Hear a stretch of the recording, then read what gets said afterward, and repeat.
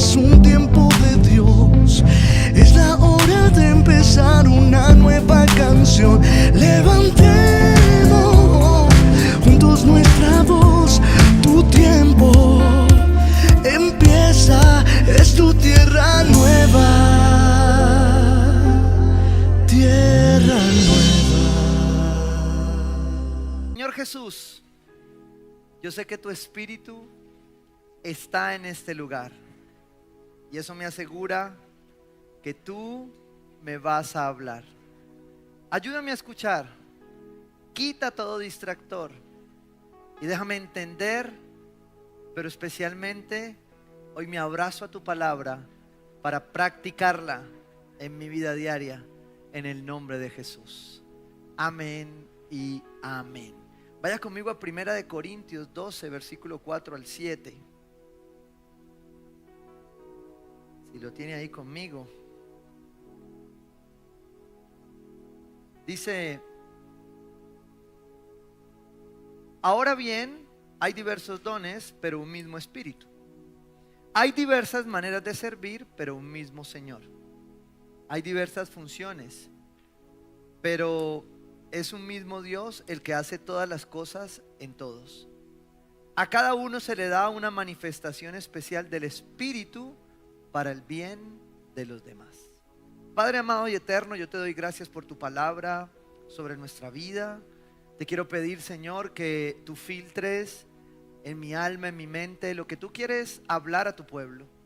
Que esta palabra de hoy pueda ser un alimento sólido de visión para esta tierra nueva que tanto amas y con tanta misericordia has visto.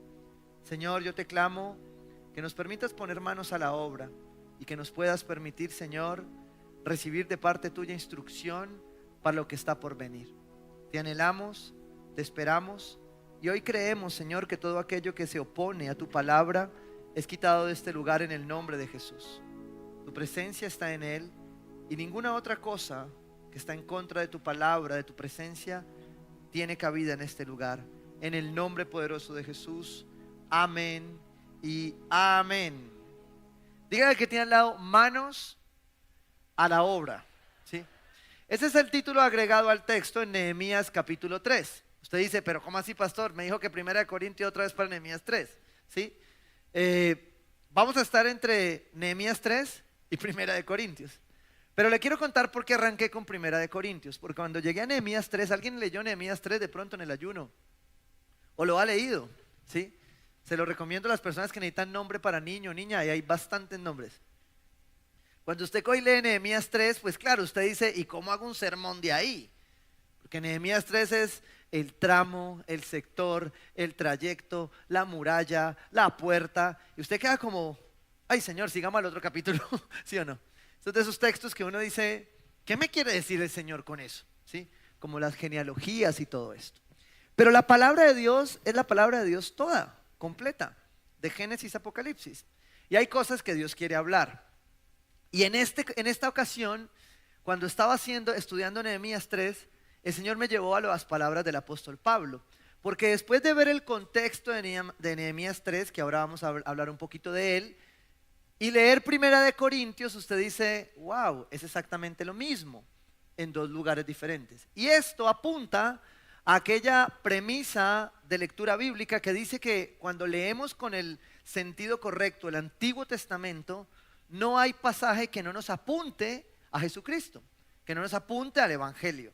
Si usted lee el Antiguo Testamento y no lo está apuntando a la cruz, no lo está apuntando a Jesucristo, a su iglesia, tiene que revisar cómo está leyendo. Porque realmente no hay forma de que no lo apunte allá. Y este es uno de estos. Yo estaba estudiando Nehemías 3 y llegué a Corinto. ¿Por qué? Vamos a volver a leerlo. Dice: ahora bien, hay diversos dones, pero un mismo espíritu. Hay diversas maneras de servir, pero un mismo Señor. Hay diversas funciones, pero es un mismo Dios el que hace todas las cosas. ¿En qué? A cada uno, diga conmigo, a mí me dieron. Se le da una manifestación especial del Espíritu, ¿ya? Cada uno. ¿Para qué? Para el bien de los demás. Entonces diga conmigo: todo lo que recibí, todo lo que tengo, todo lo que soy, mira que tiene al lado y dígale: es para ti. ¿Sí? Aprovechela al que necesitaba esa palabra hoy de ciencia, ¿sí o no? Ya oyó al pastor. Bueno, ¿qué quiere decir esto? Que realmente la intención y en esta estrategia de reconstrucción de Nehemías, que está reconstruyendo murallas, yo quiero que usted se ponga en este contexto, ¿qué hay en tu vida que se está reconstruyendo? ¿Sí? ¿Qué hay en su vida que está volviendo a empezar? ¿Listo? Un matrimonio, una relación, un trabajo, no sé qué sea. ¿O cuál área de tu vida está en reconstrucción? ¿Sí? Está recuperando algunas cosas. ¿Listo? ¿Por qué? Porque cuando yo voy a la estrategia de Nehemías, hay un principio claro y que tiene que ver con las palabras del apóstol Pablo. Es que una característica fundamental de Nehemías 3 es que Nehemías tenía claro que él no lo podía hacer solo.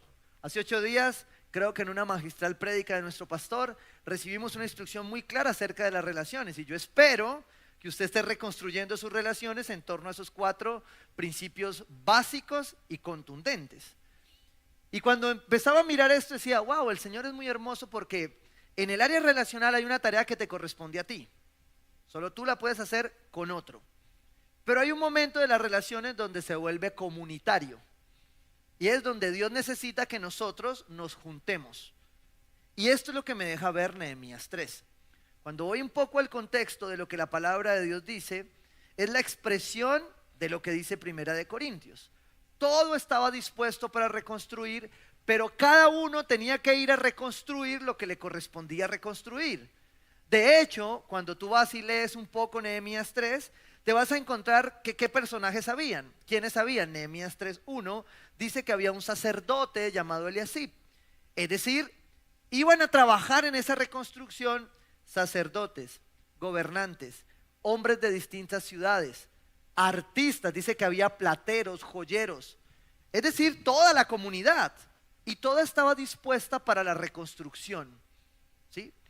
¿Por qué es importante esto a nivel de contexto?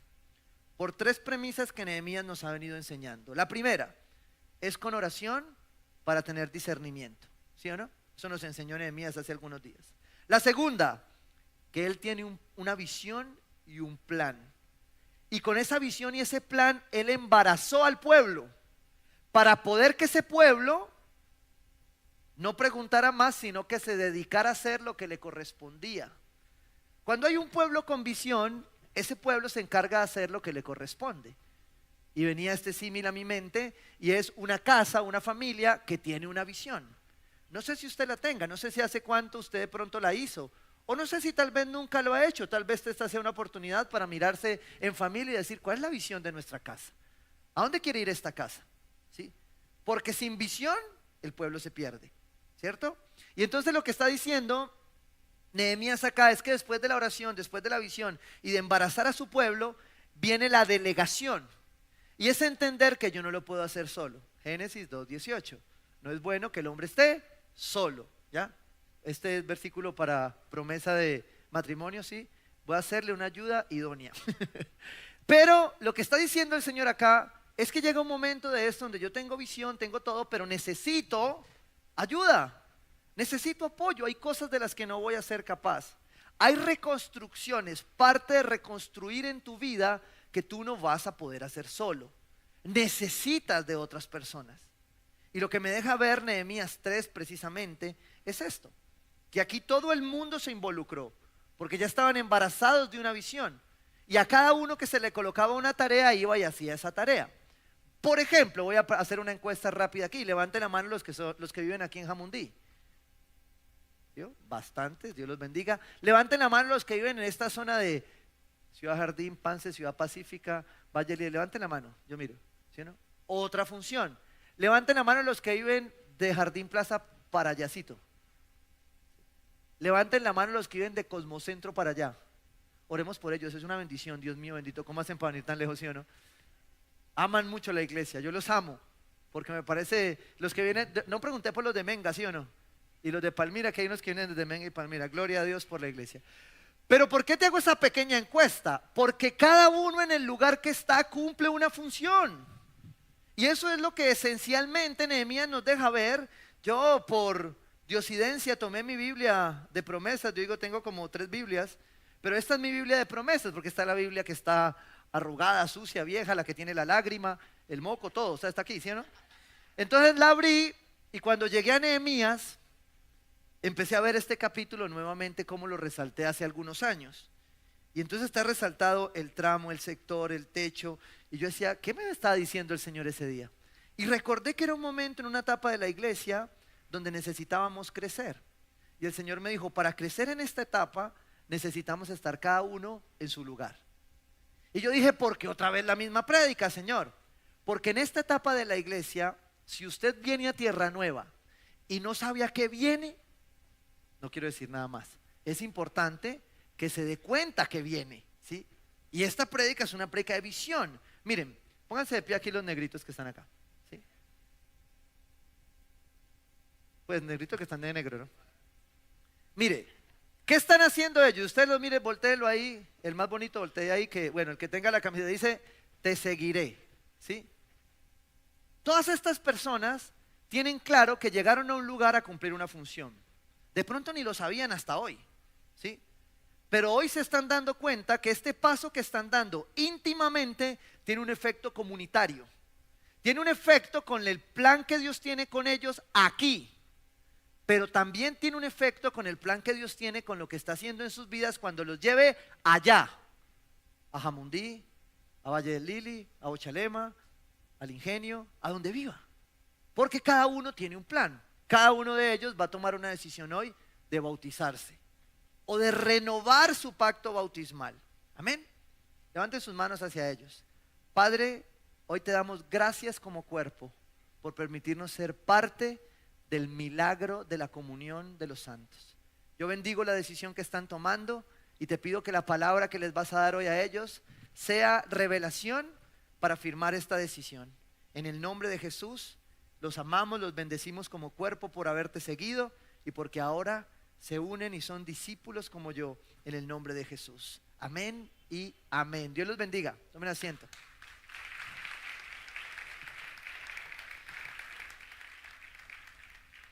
Entonces, seguimos hablando de la introducción. ¿Cuál era el tercer punto que Nehemías nos dejaba ver entonces ahora? Que después de la oración, el discernimiento, la visión, el plan, el embarazarnos de la visión, viene la delegación. Pero esa delegación no se puede hacer sin unidad. No se puede hacer si cada uno no sabe qué le corresponde. Piensa en una casa. ¿Qué pasa en una casa donde todos hacen lo que quieren? Nada. ¿Sí? ¿Qué pasa en una ciudad donde no se logra la unidad para hacer lo que quiere? Nos puede pasar como nación que muchas veces ni siquiera sabemos qué queremos. Y por eso al final no podemos tener la unidad para poder avanzar.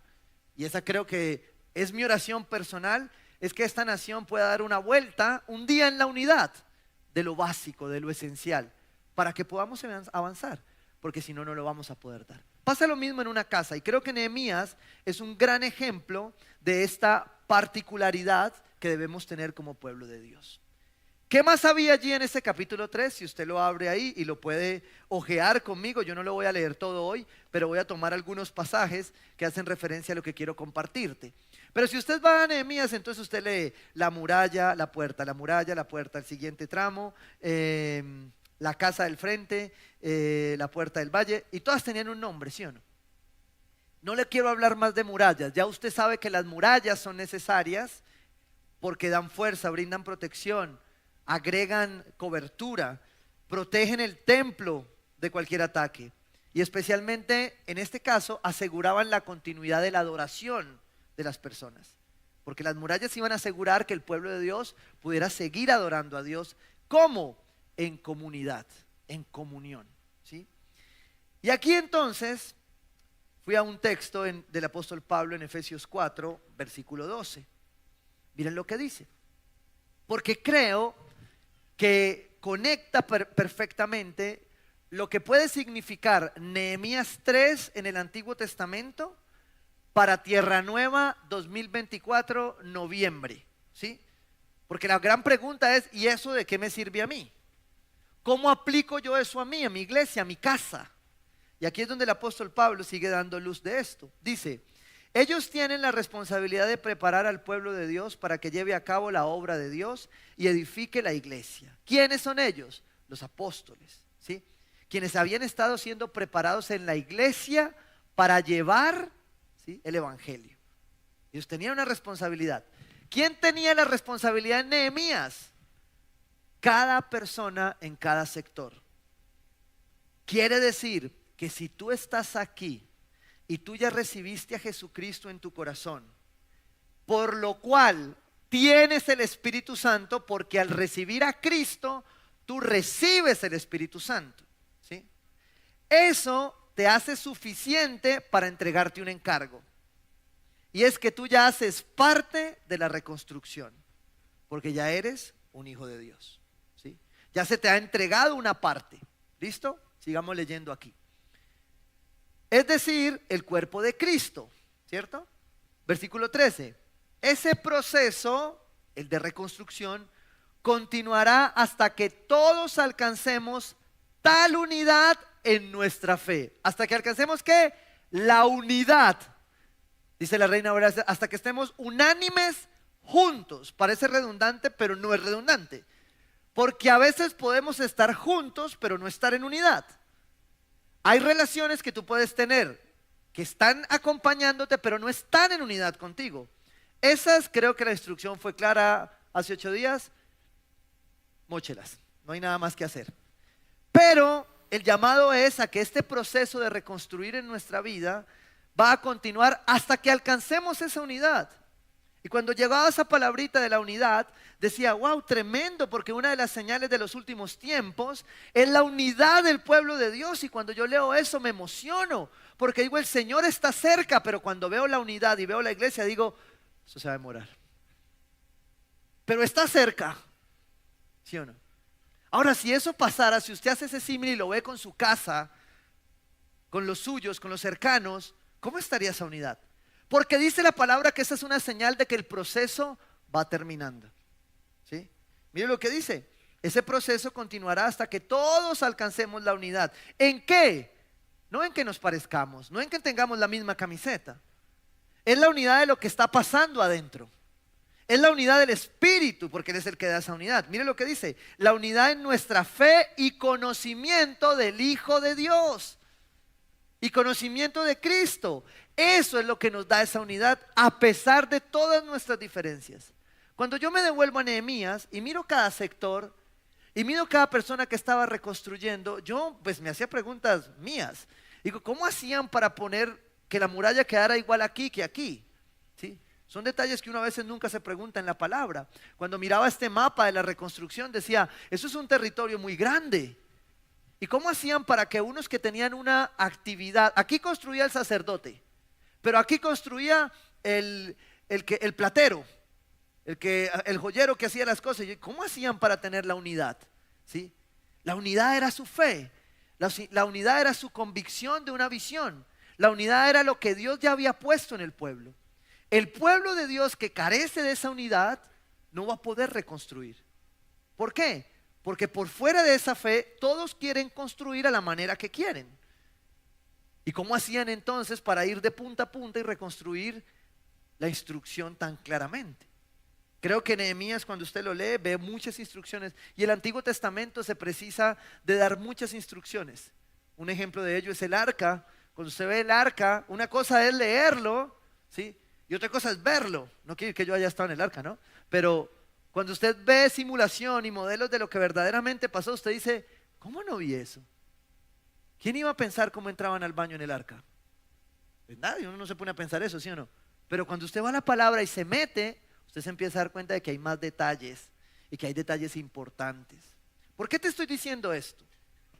Porque procurar la unidad, ubicarnos en cada sector, continuar la reconstrucción de nuestras vidas, ese proceso que tú estás llevando, esa nueva relación, esa nueva casa, ese nuevo trabajo, requiere que tú estés en unidad y que entiendas que no lo vas a poder hacer solo.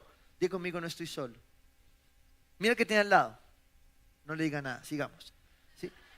No estás solo, ni estás sola. Creo que Nehemías nos da una gran enseñanza acerca de no estar solos y del rol que debemos jugar. Porque si tú estás acá en este lugar, era mejor que no hubiera venido. Porque si usted está aquí, usted no puede decir que usted no sirve para nada. Porque hoy Dios te está diciendo, tú eres parte esencial del cuerpo de Cristo. Y necesito que entiendas cuál es tu rol y en dónde lo vas a jugar. En Jamundí, en el Centro Sur, en Palmira, en la universidad, en tus relaciones, en tu trabajo. ¿Dónde vas a jugar ese rol? ¿En tu ministerio? ¿Sí? Porque creo que la muralla era algo muy extenso y tenía muchas cosas que ver. Dice, y conocimiento del Hijo de Dios, que seamos maduros en el Señor. Ay, mire, una señal de que el proceso es que todos seamos maduros. Y uno la verdad a veces ve unos que no ayudan. ¿Sí o no? Uno queriendo madurar y el hermano que no ayuda, ¿cierto? Dice, hasta que lleguemos a la plena y completa medida de Cristo, hasta que lleguemos a la estatura del varón perfecto que es Jesucristo. Quiero con esto introducir y hacerte una pregunta. Porque si tú ya tienes claro quién eres, dónde estás y que Dios necesita que tú hagas tu parte, tú te tienes que responder hoy es, ¿cuál es tu parte? ¿Cuál es tu sector? ¿Qué es lo que Dios te entregó para hacer? ¿Sí? ¿Es una familia? ¿Es tu colegio? ¿Es qué? Pero todos tenemos cosas por hacer, encargos por hacer. La temporada de vida que estás viviendo es tu encargo. La temporada de vida que estás teniendo es tu sector, es tu tramo a reconstruir. Pero para ello necesitas entender claramente cuál es tu parte. Y para entender cuál es tu parte, el Señor me regalaba 3 cosas que están allí en Nehemías 3, que no son comunes. Es decir, no son murallas, no son puertas, no son sectores, porque eso usted lo va a encontrar ahí. Usted lo lee y seguramente Dios le habla más. Pero yo encontré 3 perlas que creo que son necesarias para toda reconstrucción, ¿sí? La primera de ellas está en Nehemías 3, versículos 1 al 2. Y yo quiero leértela en la Nueva Traducción Viviente. Dice, entonces Eliasib, el sumo sacerdote, ¿hay hombres aquí? Sí. Diga conmigo, yo soy sacerdote. Ahora, soy un convencido del sacerdocio entregado al pueblo de Cristo. Por tanto, las mujeres también reciben de ese sacerdocio. Pero, por rol, los hombres hemos sido demandados como sacerdotes de nuestras casas. ¿Quién es el primero que aparece en la lista para reconstruir? Eliasib. ¿Quién era Eliasib? Un sacerdote. ¿Hay hombres aquí? No hay forma de que un hombre se siga escudando de su responsabilidad y de su parte para reconstruir lo que Dios le haya encargado de reconstruir. Si es su familia, si es su proyecto de vida, si es su nueva carrera, si es su profesión, usted está llamado a ser sacerdote y es el primero que sale a orar. Es el primero que sale a preguntarle a Dios. Es el primero que sale a pedir la visión. ¿Sí? No, pero es que el temperamento, pastor, no importa. Porque ahí no dice que Eliasib lo hizo contento, alegre, perfecto. No dice cómo, dice que como sacerdote se puso allí y arrancó la reconstrucción. ¿Cuánto podía saber Eliasib de construir una muralla? No sé, pero empoderados por Dios, en unidad del Espíritu, llenos de fe y con una visión que los llevaba, iban a reconstruir. O sea que usted como hombre, quiero hablarle a los hombres, no sé por qué, ¿sí? Usted como hombre tiene la visión y como sacerdote es el primero que tiene que levantarse a levantar esa visión. Por favor, señora, sin codo. Bueno, y ya vi que es que, no, así no. ¿Por qué? Porque es un llamado. Ahora, mujer, el sacerdocio de Cristo, ¿sí? El sacerdocio que se ha entregado a ti, también es para que te sujetes a la voluntad de Dios y para que lo ejerzas de buena manera y correctamente, ¿sí? Volvamos al texto. Entonces Eliasib, el sumo sacerdote, y los demás sacerdotes comenzaron a reconstruir la puerta de las ovejas, porque al sacerdote le corresponden las ovejas. Y mire esta palabra que está agregada en esta traducción, de pronto en las otras no, pero me llamó mucho la atención y es el primer punto de cuál es tu parte. La dedicaron, ¿la qué? La dedicaron. ¿Qué la dedicaron? La consagraron. Es decir, que esa primera puerta fue dedicada y consagrada al Señor. Si tú estás en una etapa de tu vida de proceso, ¿sí?, de reconstrucción, de levantar murallas, yo te quiero decir algo, no hay forma de que esa reconstrucción y esas murallas queden bien levantadas sin dedicación y consagración. No lo vas a poder hacer si no dedicas y consagras lo que estás haciendo a Dios. Si no dedicas y consagras tu vida a Dios. Marcos 12, versículo 29. Dice la palabra: Jesús contestó, el mandamiento más importante es, escucha, oh Israel, el Señor nuestro Dios es el único Señor. Ama al Señor tu Dios con todo tu corazón, con toda tu alma, con toda tu mente y con todas tus fuerzas. Ay, yo quiero empezar a reconstruir mi vida. Sí, ya dejé sigo el otro, listo. Y quiero reconstruir una relación. Yo quiero decirte hoy, sin dedicación y consagración total, no hay reconstrucción. Allá habla murallas, puertas, pero Eliasib, el primero que coloca la puerta, dice, yo la dedico al Señor. Dedicarlo es consagrarlo, es que todo lo que hago, ¿lo hago para quién? Para Dios.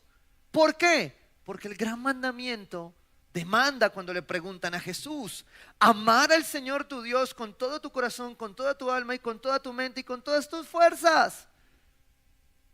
¿Qué es estar sin consagración? ¿Qué es empezar una reconstrucción sin dedicarme? Es decirle al Señor, tú eres mi Señor, pero yo lo quiero hacer así. Es decir, tú eres mi Señor, pero en esto de bolsillo yo lo manejo y lo hablamos después. Es decir, tú te quieres consagrar, pero a medias. No hay forma de que tu vida pueda ser reconstruida emocional, financiera, profesional, ministerial, sin consagración. Me llamó mucho la atención que el primer punto cuando pone manos a la obra es el sacerdocio consagrando. Por eso una familia, un equipo que entiende, consagra primero a Dios y pone primero todo dedicado a Dios. Porque cuando tú pones tu talento a Dios, es Dios quien lo usa. Ah, ¿cuál es tu parte? Tu talento. Tienes un talento, tienes una habilidad, ¿sí? Un deporte, un instrumento, no sé. Y mi pregunta es, ¿eso está consagrado a Dios o le está dando la gloria a tu carne? Porque hay un momento de esa reconstrucción que Dios va a hacer contigo, que tú tienes que estar dedicado y consagrado. Porque es lo que demanda la palabra de Dios. Que pongas al Señor primero. ¿Qué es dedicación y qué es consagración? Que todo lo que haces, Dios es primero. Porque si Dios no es primero, entonces Dios no es tu Señor. Entonces tú no estás dedicado y consagrado a Dios. Y la pregunta es, en la parte que te toca a ti, ¿tú estás dedicado y consagrado a Dios? Porque yo te puedo decir hoy que en esta ecuación el orden de los sumandos sí altera el resultado. No, pues yo estoy ahí más o menos, pero más adelante yo del todo. No funciona así. O te consagras y te dedicas, o no va a funcionar. La muralla se va a volver a caer. Escuche, Nehemías está hablando de reconstruir. Reconstruir es que ya había algo y se cayó. ¿Por qué? Por falta de dedicación y consagración. Y quiero llevarte al segundo punto, que es clave en esto. Y tiene que ver con la puerta de los pescados, dice Nehemías. Nehemías 3, versículos del 3 al 5. Tú lo puedes abrir ahí un poco más. Dice allí, ¿ya?, que los responsables de esta parte eran los hijos de Sená y otros y varios segmentos que hay allí. Y que dentro de los trabajos realizados colocaron las vigas. Otras versiones dicen las barras, ¿sí? Dice las vigas. Y pusieron la puerta en su lugar, con sus cerrojos y barras, ¿sí? Es decir, con la seguridad del caso. Escúchame esto. Habían puertas, murallas, todo esto. Se habían dedicado la primera puerta al Señor. Pero en las siguientes, estas personas se aseguran de poner un cerrojo. ¿Qué quiere decir esto? Que muchas veces tu vida está dedicada y consagrada, pero no tiene cerrojos. Y te voy a decir con mucho dolor, ¿dónde surgió esta pregunta? Orando y preguntándole a Dios. Porque Tal vez Dios lo traiga ahora a tu mente. Una persona que debería estar aquí, o que tú sabes dónde debería estar y tú sabes que no está donde debería estar. Lo primero que venía a mi mente cuando pensaba en eso, y esta mañana en el primer servicio que predicaba esto, lo primero que venía a mi mente era: wow, Señor, tu misericordia ha sido grande, porque mis decisiones, la verdad, no estaban tan consagradas, y por tu misericordia estoy aquí, porque la verdad, como iba, no debería estar aquí.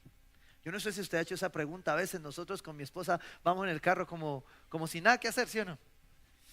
Y de pronto como que nos miramos y decimos: uy, ¿qué hubiera sido nosotros sin Cristo? Uy, no, ni lo pensemos. Porque la verdad, era grave la cosa. ¿Sabe qué es lo triste de esto? Que hay personas que un día, ¿sí?, se consagraron. Un día se dedicaron, usted y yo lo vimos. Y uno decía: wow, yo quiero ser como él. Y de pronto, un día, y cuando usted viene a la mente de él hoy, usted se da cuenta que él está grave. Escuche lo que dice Segunda de Pedro 2, versículo 20. Y cuando la gente escapa de la maldad del mundo por medio de conocer a nuestro Señor y Salvador Jesucristo, esto es doctrina fundamental, básica. Tú tienes a Cristo en tu corazón y escapas de la maldad del mundo. Sales, es decir, metanoia. Vas por este camino y das un giro, porque ya no es el camino. Vas al camino correcto, ¿sí? Pero sigue diciendo la palabra. Pero luego se enreda. Ay, aquí fue donde la cosa me llamó la atención. Porque tú puedes estar reconstruyendo tu vida, dedicado y consagrado, pero en el camino te enredas. ¿Por qué te enredas? Proverbios 4:23. Guarda tu corazón, porque de él mana la vida. Guarda tu corazón, porque a través de él se traza el rumbo de tu vida. Y tal vez muchos un día dedicados, consagrados, se enredaron. Yo le decía ayer a una líder: ¿sabes una cosa? Cuando recuerdo mi proceso, hay una cosa que siempre tuve temor. Yo estaba en mi casa llorando sin saber qué hacer, y de pronto yo decía: uy, tengo miedo. Y yo le decía a mi esposa: tengo miedo de que no sepamos para dónde coger, de que nos enredemos y de que en ese camino nos perdamos y nos divorciemos y terminemos peor que antes. Y yo decía: no, mejor no salgo, cierro la puerta y me entro. Me daba miedo.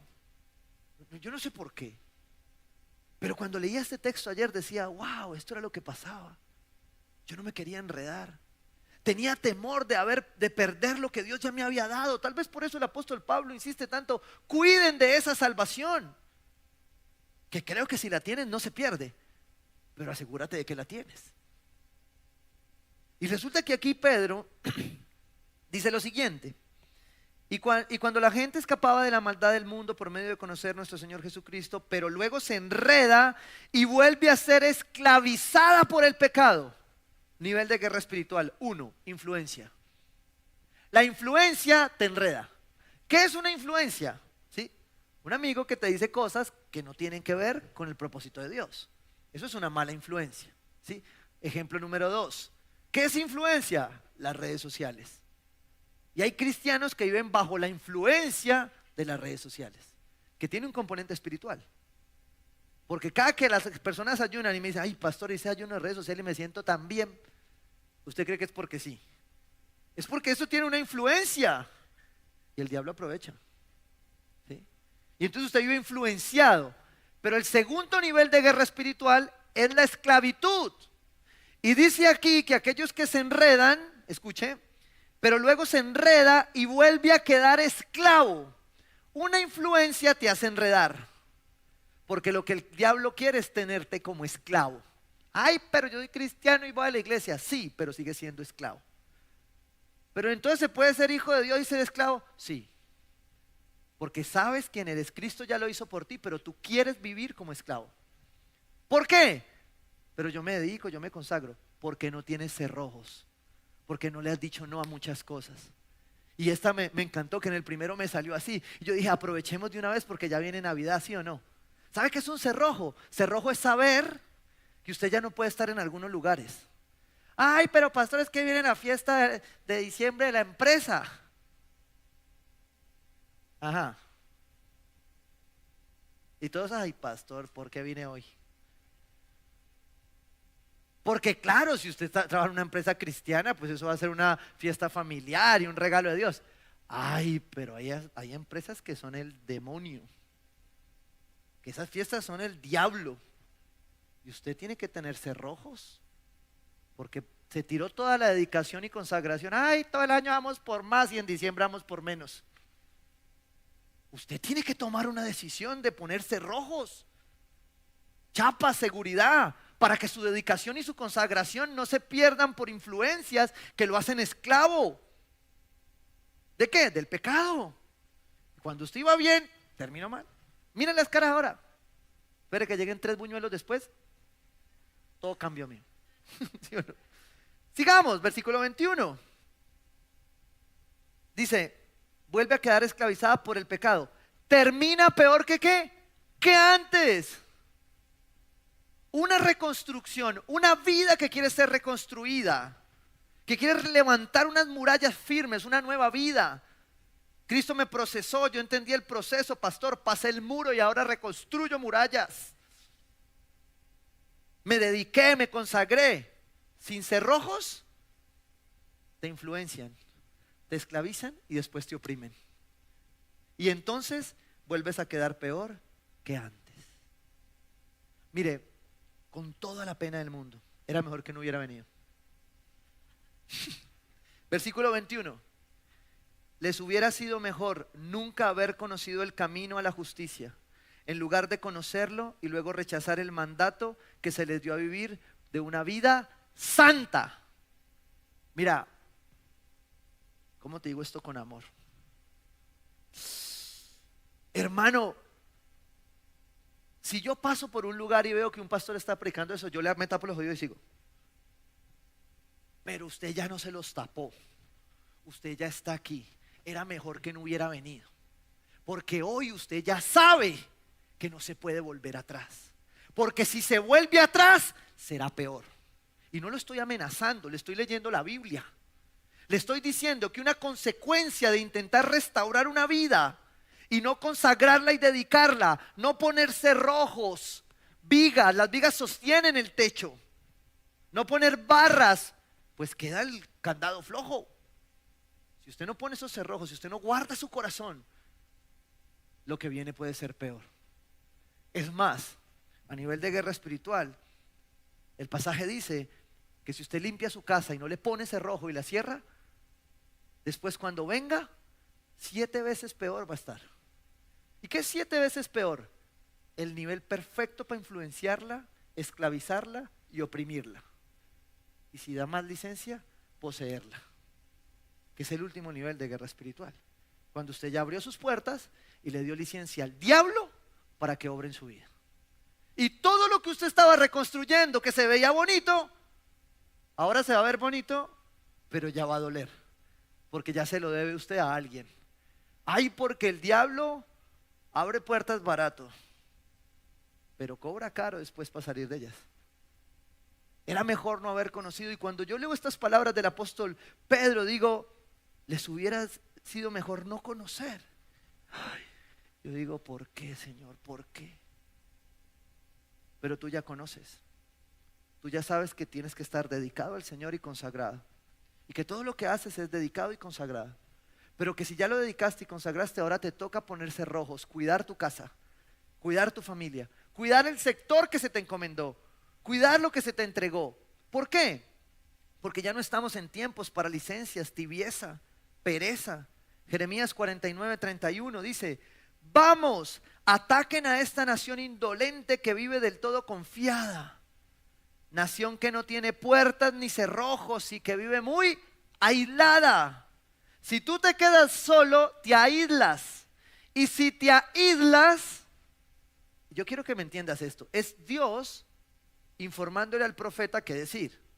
Y es el profeta de Dios el que dice, vamos, ataquen a esta nación indolente. Lo que está diciendo la palabra de Dios es que si tú te pones en tu reconstrucción y te despistas y no pones los cerrojos y te vas a otro lugar y te abres una puerta, lo que viene es destrucción. ¿Sí? Y yo quiero decirte esto con amor, porque la iglesia de Dios no está para darse licencias en este momento. Hay cosas en tu vida que ya tienen que estar con un cerrojo.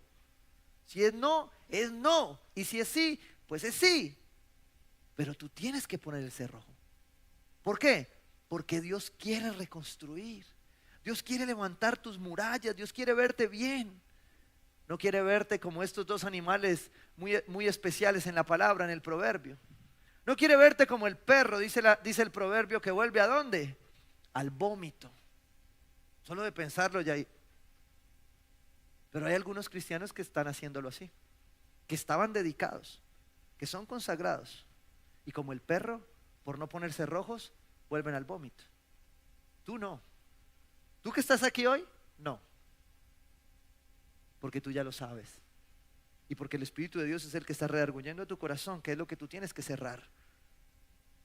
Dice, el otro animalito es el cerdo, que dice que se devuelve a revolcarse como el lodo, con el lodo. Que habiendo salido de allí, vuelve a lo mismo. Y tú tienes que cuidar tu corazón, porque de él mana la vida.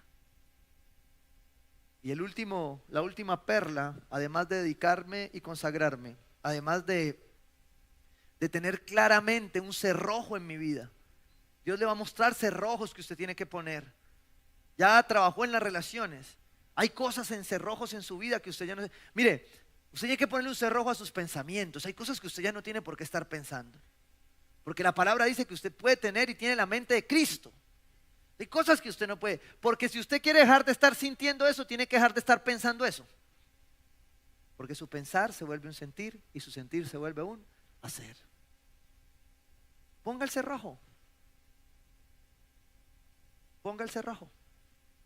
Es el mejor cerrojo para poder avanzar. Y el tercero, tiene que ver con lo próximo. Lo coloqué así para poder acordarme. Pero ¿por qué te digo que lo próximo? Porque lo próximo es lo que está por venir. ¿Qué significa próximo? Cercano. ¿Sí? Si usted hace así, ¿qué alcanza? Si usted hace ahí donde está, tiene alguien al lado, ¿cierto? ¿Qué es lo más próximo que tiene? Esta es la definición que la palabra le da a prójimo. Lo próximo, el prójimo, ¿sí o no?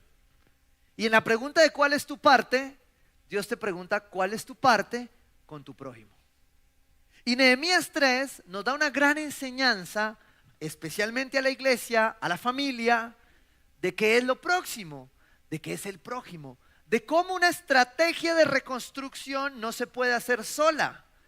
Hay áreas de tu vida que tienen que ser reconstruidas siendo próximo, ¿sí? Con dedicación, consagración, con cerrojos y barras firmes, pero con el próximo. ¿Cuál es tu parte con el próximo? Yo quiero mostrarte ahí en Nehemías 3, versículo 10. Hay 3 elementos que me llamaron mucho la atención al respecto del próximo. Y por eso te preguntaba dónde vives. Porque tal vez donde vives es lo más próximo que Dios te quiere usar. Ahora pregúntate dónde sirves. Porque tal vez donde sirves es lo más próximo que Dios te quiere usar. Ahora pregúntate dónde estudias. Porque tal vez donde estudias está lo próximo que Dios te está pidiendo. Nehemías 3, versículo 10. El siguiente tramo, sector, Jedaías, hijo de Harumaf, por los que están próximos a bebé. Bueno, ahí hay varios nombres. Escuche esto. El siguiente sector le corresponde a Harumaf, sí, hijo de Jedaías, y dice, cuya casa quedaba enfrente. Wow. Y ahí yo hice stop. Porque ahí hay una casa, ahí hay una familia, hay alguien que vive y tiene un sector que puede estar descubriendo. Por eso es tan complejo entenderlo como cuerpo, porque donde tú estás, eres parte de la iglesia. Donde tú vas, donde tú predicas, voy a poner ejemplo, los pastores están cubriendo el hormiguero, ellos cubren esa muralla, es su sector. es su parte, lo tenemos claro. Los cubrimos en oración, oramos y ellos cubren ese lugar. Es su parte. Pero enfrente de eso también hay una casa. Y esto me encanta porque es lo que relaciona precisamente lo que el apóstol Pablo dice en Primera de Corintios. A cada uno de nosotros se nos ha entregado una función, una manifestación del Espíritu para operar la reconstrucción del pueblo de Dios. Porque yo te voy a decir algo. Cuando yo leía a Pedro y decía, les hubiera sido mejor nunca haber conocido el camino de la justicia, digo, Padre, ¿y cuántas personas hay en mi casa que no conocen el camino de la justicia? Porque quiero hacer memoria de mi clase de evangelismo radical, cuando le decía a las personas, ¿cuál es la persona que más amas? Que no conoce a Dios, que tú sabes que no conoce a Dios. Y tú sabes que si ella muriera hoy iría al infierno. Tú la amas. ¿Qué tan próximo estás de ella?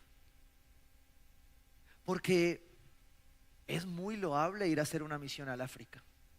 De hecho, siempre me pregunto por qué es tan fácil ir a servir al África y no aquí. A veces es más fácil. Tengo razones positivas para hacerlo. Una de ellas es que cuando tú vas al África, allá hay un hambre. Entonces tú vas, predicas y los milagros se ven. Aquí todos están muy cómodos, entonces no hay forma de explicar el próximo de los milagros. Esa es una razón positiva. Pero las otras no tienen sentido. ¿Por qué? Porque el gran mandamiento, dice Marcos 12, versículo 31, tiene que ver con el próximo, tiene que ver con el prójimo, tiene que ver con lo que tú alcanzas, tiene que ver con quien está a tu lado. El segundo, está hablando del gran mandamiento, versículo 31, el segundo es igual de importante. Es decir, tu vecino, tu prójimo, tu cercano, es igual de importante amar a Dios. Eso dice el pasaje. Es igual de importante. No puedes seguir pensando que tú reconstruyes y allá el resto. Porque todo lo que tú haces en el cuerpo de Cristo toca el cuerpo de Cristo. Al punto de que Nehemías toma como referencia una casa. Nehemías 3, versículo 29. El siguiente tramo lo reconstruyó Sadoc, hijo de Imer, pues quedaba frente a su propia casa. ¿Por qué Nehemías hace esta referencia? Porque en esa reconstrucción la estrategia es poner cada uno en su lugar, cada uno en el sector que alcanza. Y es parte de lo que pasa en la iglesia, ¿sí? ¿Cuántas manos tengo? ¿Cuántos pies, gracias a Dios? 2. No tengo más. 2 ojos, no tengo más. Por la misericordia de Dios estoy completo. Pero no tengo más. Eso quiere decir que yo tengo un límite. Y ese límite Dios lo desarrolla contigo, contigo, contigo, contigo, contigo. Porque yo no voy a alcanzar a llegarlos a todos. Como tú ya sabes que estás aquí y eres parte de la iglesia, entonces tú tienes que saber cuál es tu parte. Que es en este caso ir por el prójimo. Hacer lo que la palabra de Dios me demanda. Nehemías 3, versículo 12. Me encanta esto. Salún, hijo de Alogés, que era gobernador de la otra mitad del distrito de Jerusalén, ¿sí? Esto era un hombre de alta alcurnia, ¿sí? Reconstruyó el siguiente tramo con la ayuda de sus hijas. ¡Wow!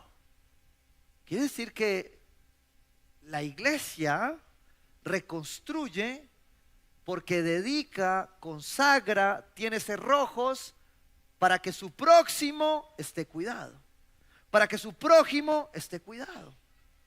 Porque aquí se involucran las hijas, ni siquiera dice hijos, dice las hijas. O sea, aquí Nehemías ya estaba avanzado y la mujer podía trabajar. Y dice que las hijas estaban ahí. ¿Por qué? Porque cuando la palabra de Dios habla de reconstruir, se reconstruye no para uno, se reconstruye para generaciones. Se reconstruye para que todos quepamos. Porque esta no es la iglesia de los jóvenes, no es la iglesia de los viejitos, no es la iglesia del medio. No, es la iglesia de Cristo. Y tu casa se prepara como la iglesia de Cristo para llevar a cabo la estrategia de reconstrucción. Cuando uno mira las características de por qué esa obra local era tan particular, por qué Nehemías la colocaba así frente a la casa con los hijos, uno encuentra 4 características muy especiales. La primera es que el estar cerca a su hogar les hacía la vida más fácil e involucraba a las personas cercanas. Y en consecuencia las personas estaban motivadas porque estaban cerca a casa. ¿Sí? No sé si a usted le toca a veces viajar, que uno viaja, yo en mi caso viajo, cuando me toca viajar más de 4 días, ya uno está que se vuelve para su casa, le hace falta, ¿sí o no? Los que viajamos todos los días de Jamundí, uno ya quiere llegar a casa. ¿Sabe qué más pasaba aquí en el estar cerca a casa? Y esto me recordó experiencia bíblica en comunidad, que es un refugio cálido y seguro. Si usted está en tierra nueva, hoy le tocó prédica de visión, porque las cosas que la iglesia tiene son para hacerle más fácil la vida. Entonces es más fácil ir a un grupo de experiencia bíblica en comunidad enfrente de mi casa que a Menga. ¿Por qué? Porque no siempre nos podemos mover. Y una de las estrategias era estar cerca a casa. Eso es parte de la estrategia de la iglesia, no perder tiempo y optimizarlo. Otra razón era que al estar cerca de su propia casa, porque dice su propia casa, pues era más difícil abandonar, ¿sí o no? Porque los que hemos vivido en una casa rentada sabemos que uno se aburre y se va, ¿sí o no? Pero si la casa es propia, ¿qué le toca a uno? Contentarse o arreglarla, ¿sí o no? Esa es la ventaja de los que vivimos en renta. Pero si usted vive en su propia casa, pues usted piensa más en si se va o no se va, ¿sí o no? La última tendría que ver con que toda obra sería un esfuerzo familiar y utilizaría los talentos de las personas para hacerlos ¿qué? Próximos. Y aunque a veces esa cercanía genera en nuestras vidas incredulidad, la demanda de la palabra de Dios es a amar a tu prójimo como a ti mismo. Eso dice Marcos 12:31. El segundo es igualmente importante. Ama a tu prójimo como a ti mismo. Ningún otro mandamiento es más importante que estos. No vas a poder reconstruir tus murallas sin dedicación y consagración, sin guardar y cuidar tu corazón y sin entender que no estás solo o sola, sino que Dios te ha dado un cuerpo para ver aquello que tú no ves, para entender aquello que tú no entiendes, para poder preguntarme si yo estoy viendo mal. Esta mañana hablaba con unos siervos y yo les decía, no, espérate, nos reunimos porque lo que estoy viendo es que tú estás viendo el 6 y él está viendo el 9 y no van a salir de ahí nunca. Hay soluciones que tú no vas a lograr. Te corresponde llamar a un próximo y decirle, ven, nos escuchas. Tú que no estás involucrado, nos escuchas para saber dónde nos enredamos. Porque no quisiera que nadie cercano se enrede y se pierda. Que nadie habiendo estado consagrado, dedicado al Señor, se embolate. Tú eres parte del cuerpo. Tú eres parte de lo que Dios tiene como plan. Primera de Timoteo 5:8 dice, el que no provee para los suyos y sobre todo para los de su propia casa ha negado la fe y es peor que un incrédulo. Tú no puedes seguir buscando más sectores para construir, para edificar, cuando tienes tu casa al lado destruida. Tú no puedes seguir intentando hacer y caer en una trampa, cuando Dios ya te dio un tramo, un sector para reconstruir. A veces caemos en esa trampa del activismo y queremos hacer y ser más buenos que Dios. Yo vengo aprendiéndolo y yo le digo a mi esposa, pero yo no soy Dios. Y a veces me ha pasado, cuando uno intenta ser más bueno que Dios, metiendo la mano donde no tiene que meterla, uno termina cansado, agotado, insistiendo lo que Dios ya no quiere que yo haga, sino que más bien yo me enfoque en dedicarme, me enfoque en lo que Él me ha pedido. Mateo 28:19. Y esto tiene una promesa. Yo quiero decirte, tal vez dedicarte y consagrarte ha sido difícil, no es fácil. Tal vez poner los cerrojos correctos de tu vida no ha sido fácil, sigues batallando, se te abre ahí el candado, o a veces se te va el wifi y tiene chapa electrónica. Tal vez no es fácil siempre amar al prójimo, a ese próximo que Dios me ha encomendado. Pero si tú ya recibiste a Jesucristo, si tú tienes el Espíritu de Dios en tu corazón, tú tienes un llamado y un mandato. Mateo 28:19 dice: por tanto, vayan y hagan discípulos de todas las naciones, bautizándolos en el nombre del Padre, del Hijo y del Espíritu Santo, enseñándoles a obedecer todo lo que les he mandado a ustedes. Y les aseguro que estaré con ustedes siempre hasta el fin del mundo. El gran regalo de esta promesa es saber que en este proceso de reconstrucción, que mientras se levantan mis murallas, que mientras yo me dedico, me consagro, a veces caigo, pero vuelvo y me levanto, a veces se me queda la llave del candado pegado, o a veces lo dejo abierto, se me olvida ponerlo y no pongo los cerrojos. A veces se me olvida el prójimo y quiero ir más lejos del prójimo que ya tengo al lado. Yo quiero que usted extienda sus manos ahí donde está. ¿Qué alcanza a tocar? Póngalas ahí por detrás y abrácelo. Dígale: tú eres mi prójimo. Voy a hacer la tarea contigo. ¿Sí? Tú eres mi primer tarea, dígale. Cierre sus ojos ahí. Dígale: Padre, yo te doy gracias por el cuerpo de Cristo. Yo te doy gracias por hacernos próximos los unos a los otros. Perdóname cuando he pasado por el lado de mi hermano tan próximo y no me he fijado en lo que él necesita. Hoy queremos dedicarnos y consagrarnos a ti. Hoy queremos juntos aprender a poner los cerrojos que cuidan nuestra vida y que nos acercan a tu santidad, Señor. Y hoy queremos, Dios de los cielos, con un corazón dispuesto, arrepentido, ser tu cuerpo, anhelando con seguridad la promesa de que tú estarías con nosotros siempre. Padre, gracias. Gracias porque este es un lugar donde cuidamos tu presencia y donde como próximos, como familia, nos dedicamos a hacer lo que nos has mandado. Padre, que jamás tengamos en poco este encargo próximo que tenemos aquí y que podamos día a día seguir construyendo una comunidad saludable de discípulos de Jesús, donde aprendamos a amarnos, a amarte a ti, Señor, pero especialmente a servir a esta comunidad próxima que nos has entregado. Te lo pido en el nombre poderoso de Cristo Jesús. Afirma tu iglesia, Dios, y déjanos llegar al siguiente nivel en lo que corresponde a nuestra parte, en el nombre de Jesús. Amén y amén. Dele gloria a Dios allí, dígale: gracias, Señor.